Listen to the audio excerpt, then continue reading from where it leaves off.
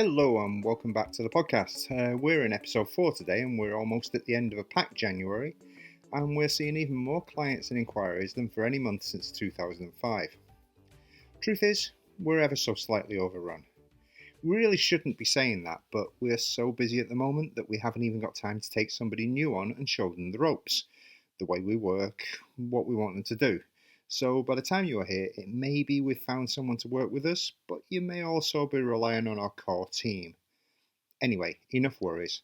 Let's get on to today's subject, which is Brits and Brexit. I know, but we have to talk about Brexit.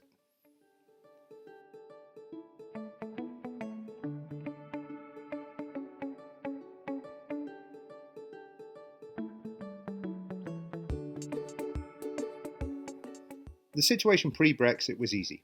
We're tackling an issue that affects many of our clients, and the fact that they are British and their government has totally screwed them over is something that's very important.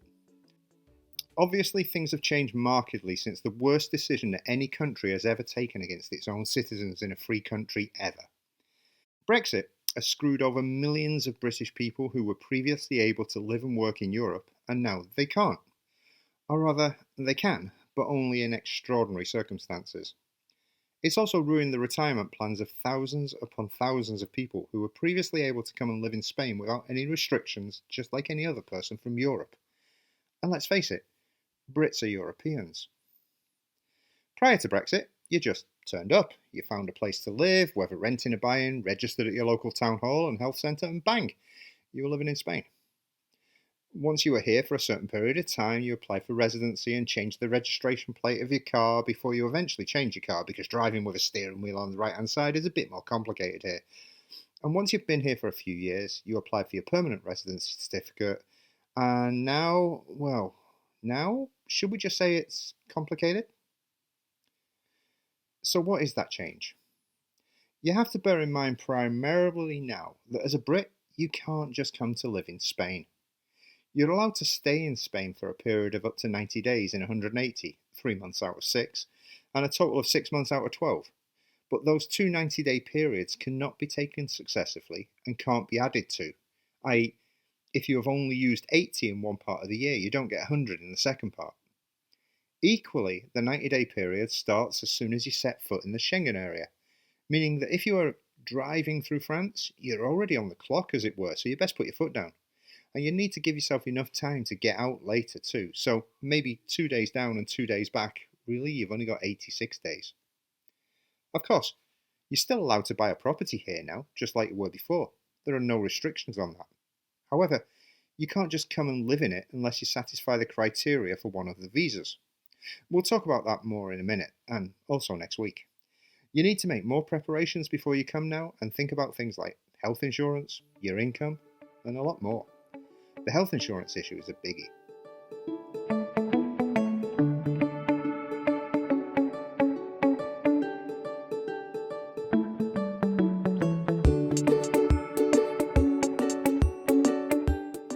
Previously, you were covered by a reciprocal agreement between European countries to treat each other's citizens free at the point of use.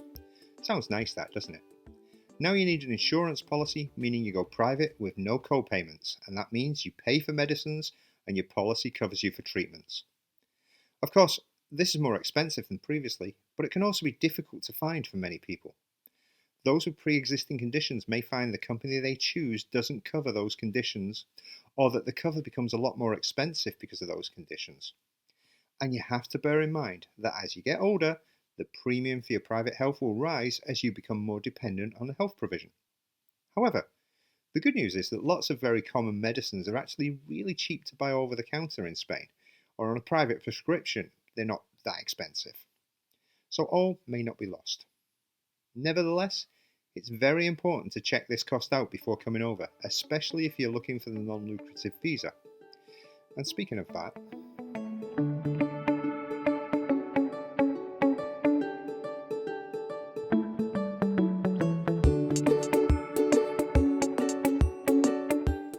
let's look at the visas.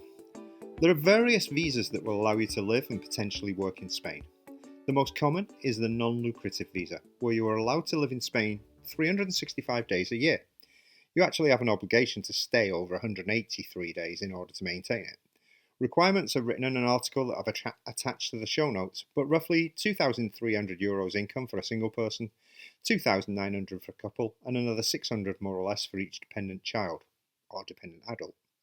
You must have private health insurance for everyone, and of course, a clean police record in the country you're coming from. The non-lucrative visa has to be applied for in your own country before you come, and once granted, you have a time limit period to get here and register with the police that you're here. More to come on this in the next episode.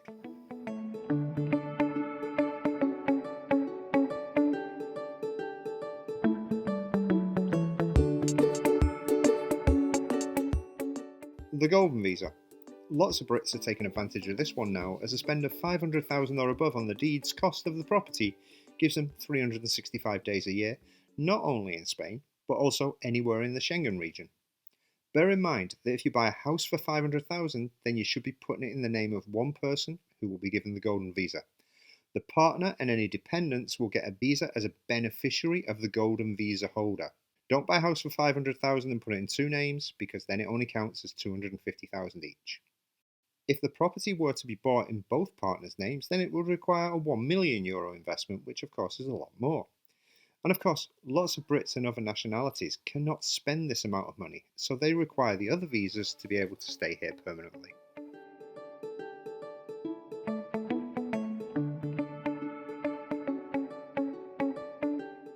There's another visa which is quite useful, the student visa. If you want to stay for a year, then sign up for a course that gives you the right to be here for a year. There are many courses that are government approved and allow you to do this. Bear in mind that the course has to be homologado, or officially sanctioned, in order for it to count for the student visa. And one of the advantages of a student visa is that you are also allowed to work for up to 20 hours a week. That's useful if you need some pocket money. In the worst case scenario, you can deliberately fail your student course and resit a second year, giving you 2 years here rather than 1 as a student. The entrepreneur's visa is another one, and forget this one. It's a pain in the backside, and if the civil servant deciding on the application is in a bad mood, then they can reject it just because they don't understand the application. And this happens many times with the entrepreneur's visa when the business being proposed is a technology company.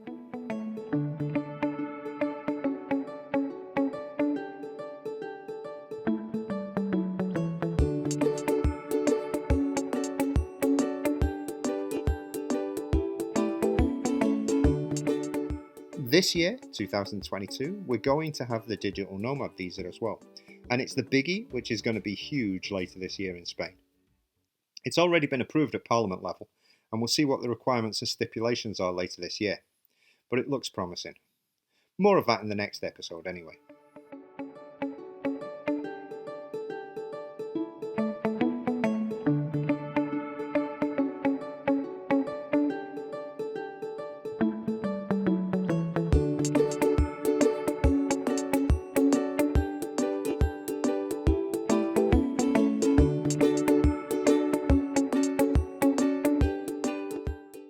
What did Brits buy before? Well, previously, a typical British buyer would be looking at something for retirement, and the budgets were lower than a typical buyer from the States, the Netherlands, Germany, and other parts of Northern Europe, for example. A typical retiree looking to come to the Valencia area, for example, would be buying a villa for 150 to 200,000 and living there happily on their pension. Higher-end buyers would be looking around the 300 to 400,000 mark to buy either in the city in an apartment with terrace, or a villa in one of the more in-demand satellite towns with easy access to the city, such as La Liana, Petra, Rocafort. I've mentioned them before in many blogs. What do the Brits buy now, though? Well, the number of retirees at the lower end has dropped dramatically, as they are not allowed to live in their property, just use it for up to 3 months out of 6. People have decided that if this is going to be the case, then they might as well look for a medium-term rental to cover the time that they are here. Those looking to the city continue to buy because they can lock up and leave with fewer costs, and equally, they can rent it out to friends and family easily without paying for a gardener, pool maintenance, and other things. Higher-end buyers have moved their budgets up north of 500,000 where possible in order to take advantage of the Golden Visa, giving them the ability to live and work here freely. This is a natural progression in many cases, as prices have risen here, and also they were able to sell their properties in the UK for much higher prices due to house price inflation. So they're bringing more money with them. We're seeing many more buyers at prices north of 500,000 due to Brexit, and those wanting to keep the rights as a European citizen think this is a good way of doing it. Unfortunately, we get deluded Brits too. It's a sad fact that many Brits are still unaware about the restrictions that the populist government has placed on their movements and ability to live and work in Europe. Being trapped on Plague Island can't be a nice thing, but trapped you are in certain cases. We consistently receive a stream of CVs and requests to work with us here in Valencia from people currently in the UK who are absolutely sick of the place.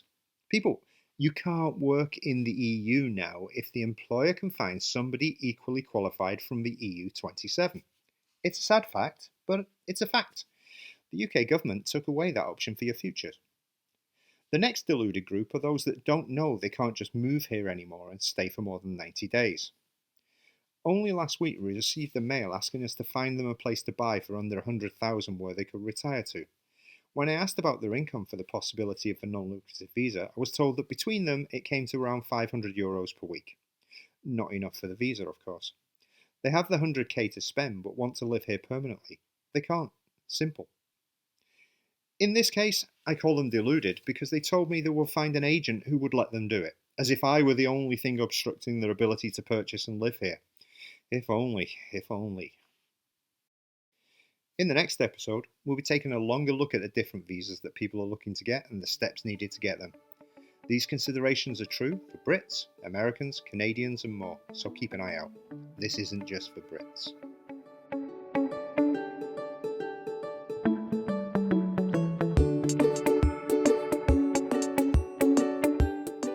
In our new section this week, we're answering your questions. I asked for people to send us voice notes and voice memos, or just to send questions, and we got a lot. Now, we're going to be answering them over the next few weeks, but we continue to ask for them too. So if you want to know something, listen to the questions we got today, and then send us voice notes in the same way. We'll use them on the podcast. So anyway, you can send them to us to information@valencia-property.com or via WhatsApp to my WhatsApp number, which is 0034 for Spain, then 657-994311. Our first question today comes from Reese, and he is from one of the local international schools.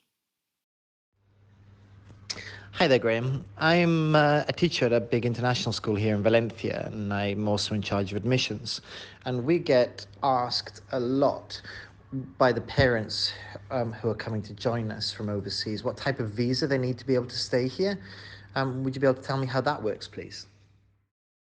Well, that's an interesting one, and we're going to have a deep dive into the visas in the next episode. However, it's not usually an issue for parents bringing their kids into an international school, as they're usually in one of the following three categories: golden visa buyers, non-lucrative visa holders, or sponsored workers from companies with offices in Spain. Lots of people come in on non-lucrative, but then work from home anyway. They can't, but they do. The bit about sponsored workers from companies is that people are brought in from all over the world. They come in, the company has already done all the paperwork for them, and so all they're doing is looking for a place to stay, and they're allowed to stay for over 12 months. It's not usually a problem.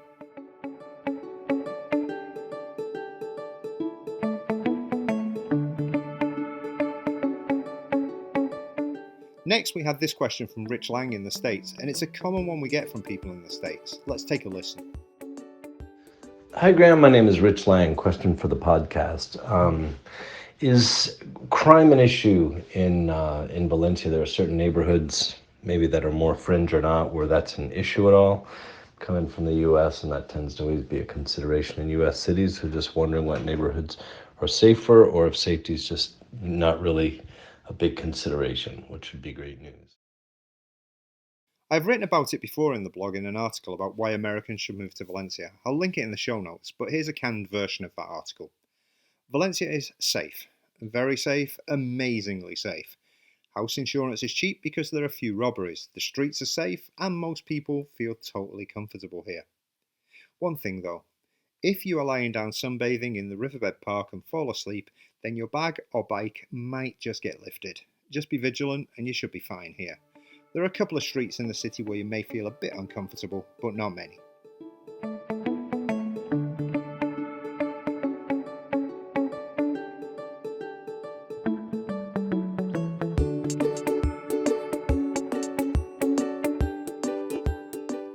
Then we have a couple of written questions which came in from Vicky Smith. The first one said, does property in Valencia hold its value? Well, Vicky, it's a bit of a difficult one this, as I don't have a crystal ball, but currently it's holding its value very well and still going up. However, we all remember the financial crisis of 2008 when prices plunged and then flatlined. A black swan event combined with high interest rates can cause problems, but the demand for property in eras of high inflation and relatively low interest rates usually means prices rise. That's the situation we're currently in. So, no promises, but it generally holds quite well.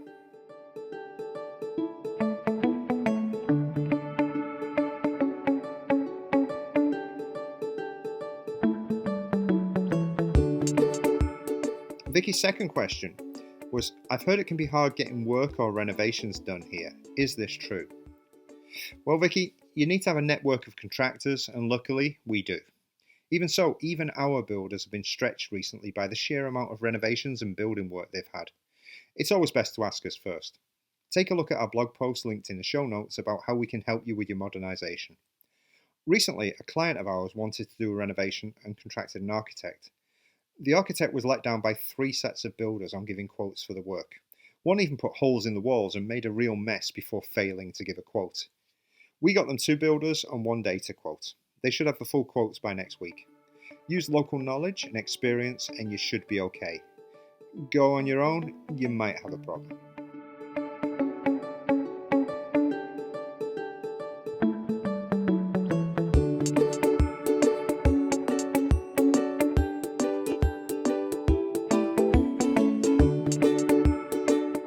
So that's our questions for this week, and we'll do some more next week. We've got a list of 30 or 40 that came in over the last few days, and we'll do more in each episode. So, finally today, remember we do a recommended video, a recommended article, and a recommended property. Our recommended video this week is the question and answer session we put together last year with people's questions about Valencia. Some serious, some stupid. You can see it in the link in the show notes. If you have any questions, feel free to send them and we can answer them here or make more YouTube videos with the questions being answered. Our recommended article today is our Brits post-Brexit article, which you can find in the link at the show notes. This article included the section mentioned earlier about deluded Brits. I'm sorry, but they exist and get angry when pointing out the consequences of what they voted for. It's the truth, and sometimes the truth hurts. I mentioned a couple of other articles in the podcast as well about why Americans should move to Valencia and redeveloping property in Valencia. They're both in the show notes as well. And finally, our recommended property for this week. Well, sometimes you don't know why a property hasn't sold. Sometimes it's obvious. In this case, I'll opt for the latter. It was obvious, but the issues have now been resolved, and there were 2 issues. Take a look at the link in the show notes and you can see the house in the podcast artwork. It's a house in La Liana, and previously the house was covered in a morass of ivy. It looked a real mess, and took away a lot of light inside, it was so overgrown. That's all gone now, and the house looks clean and new. Next, the price was too high at $489,000. It's now dropped to $444,000, and in the meantime, prices in the area have risen considerably. This now looks like a great deal, as it's almost 400 metres a house over 4 floors, including a downstairs bar, and an awesomely interesting attic room with huge potential and some great round windows with nice views of the local area. It's a 10-minute walk into town and 2 metro stations are just 5 minutes walk away for getting in and out of the city of Valencia. It's well worth a look. Take a look at the link in the show notes. And that's it for me this week. Next week we'll be answering more questions and looking at the various types of visas and also some exciting news about a new visa for 2022. It may suit a hell of a lot of people. The digital Nomad visa is on its way. Speak to you next week. This has been a podcast from Valencia Property. You can find us on our homepage at www.valencia-property.com. Also, if you put a / and new onto that, you'll get our blog. You can get in touch with us on information@valencia-property.com. Or you can find us on social media. We're on Facebook, of course, Valencia Property. We're on Twitter, that's Greyhunt, Grahunt, and you can also find us on Instagram. Wherever you find us, we hope to see you in Valencia soon.